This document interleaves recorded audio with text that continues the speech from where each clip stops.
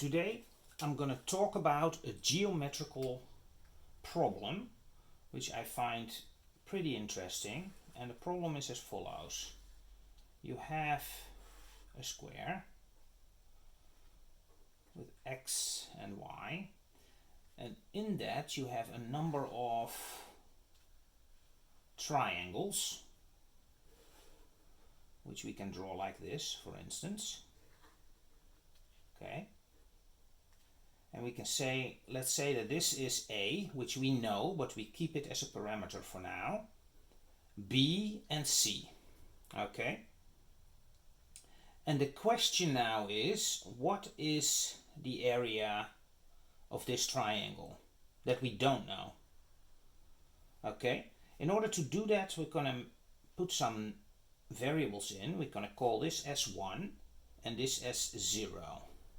And now we're going to calculate the various areas. So let's start with the area of B. B is a half S0 S1. A is a half times y minus S0, right? S0 here, y is the total, times x. Okay,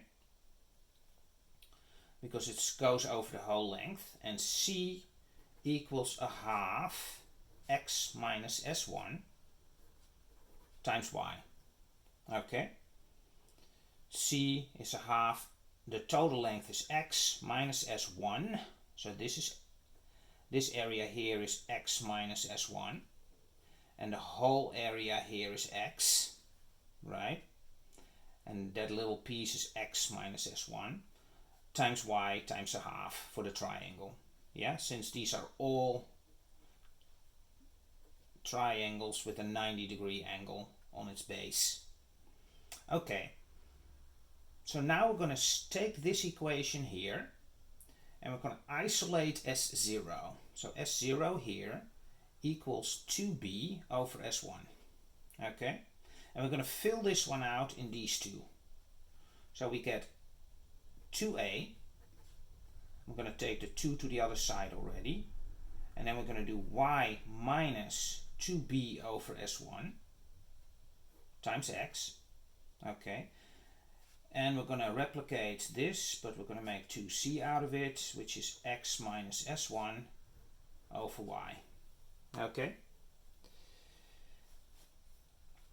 Now we're going to define A, and that's the area of the square, and that's, or the rectangle rather, and that's x times y. Okay. And we're going to try to work that in these two equations here. So we're going to say, okay, 2a equals xy, if we work this one out, minus 2b over S1 times xy, and now we multiplied an extra time with y, so you have to divide by y over here, right? And that is a minus 2b S1 a over y, and that equals 2a.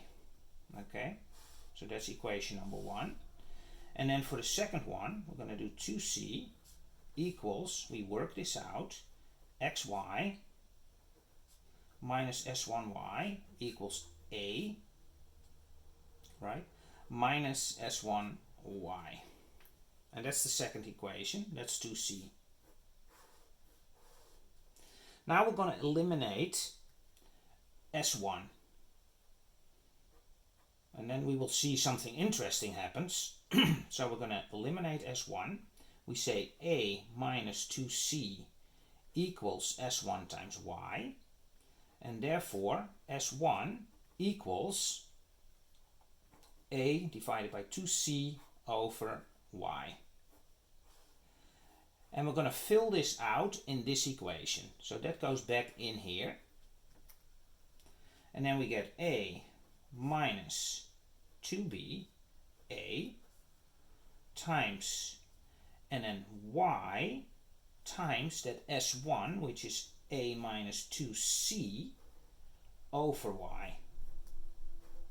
Okay, and that equals 2a. So now we have an equation. We can already see that y disappears. We have an equation in just a, b, and c. Okay, and that's quite important because now we have an ability to calculate big A, because it is assumed that a, b, and c, which we left as parameters, are known, right? So we give you a certain value for a, for b, and for c, and now you have to calculate question mark. So now we have that. We have essentially a, let me write that down one more time, minus 2ba over a minus 2c equals 2a. And now we're going to work this out a little bit more. We're going to multiply this, so we're going to say a squared minus 2ac minus 2ab divided by a minus 2c equals 2a. Okay, and then we're going to cross it out, and we're going to say a squared minus 2a b plus c.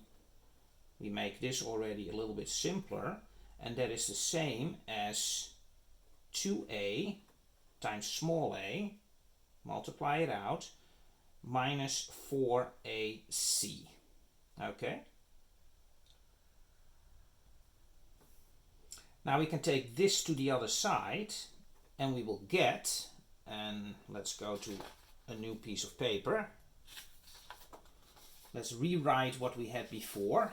So we have a squared minus 2a b plus c, and here we have 2aa minus 4ac.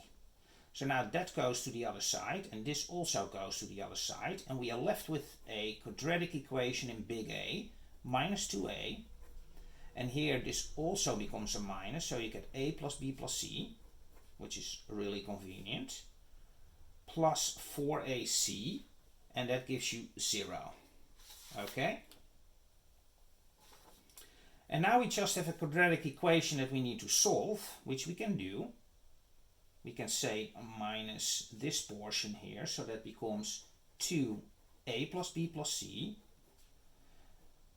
And we only need the plus sign here, because otherwise there is an opportunity for negative numbers, which you don't want, of course, because the surface area is not negative. And then you get 4a plus b plus c squared minus 4 times 4ac. Okay? And you divide that by 2. Now we can simplify this a little bit, and we can say, okay, that's a plus b plus c, plus, and then this 4 and this 4 goes with this 4, so you get a plus b plus c squared, yeah, minus 4ac. And that is a, right? So this number here is a. So a equals a plus b plus c, which is essentially adding up all the three areas of the three triangles. You add them up, you subtract them from big A, which is x times y, and you get what this is. Okay, so a plus b plus c plus the square root of a plus b plus c squared minus 4ac. Okay, so that's essentially a. And once you have a, you can say your question mark, the one you're interested in, is nothing more than big A, which you calculated here, minus a plus b plus c. Okay, that's what that is. So your question mark at that point becomes, right, a, which is this, minus a plus b plus c, so you're left with that. Okay, so that's a plus b plus c squared minus 4ac. And that's what you're left with. And that is your answer. And now you can do a quick check. Let's say, for instance, that b equals 0 in this equation. Okay, so if b equals 0, what you will get is a plus c squared. Okay.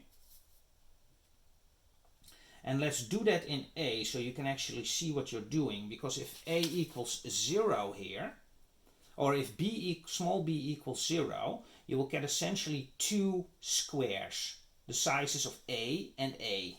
Okay, so that's what you expect. So let's check if that's actually the case. So we're going to do a plus b equals 0, a plus c squared minus 4ac. You take the square root of that and you add to that a plus b plus c. But that's in this case a plus c because b was 0. Okay, and that needs to be a. Let's see what comes out.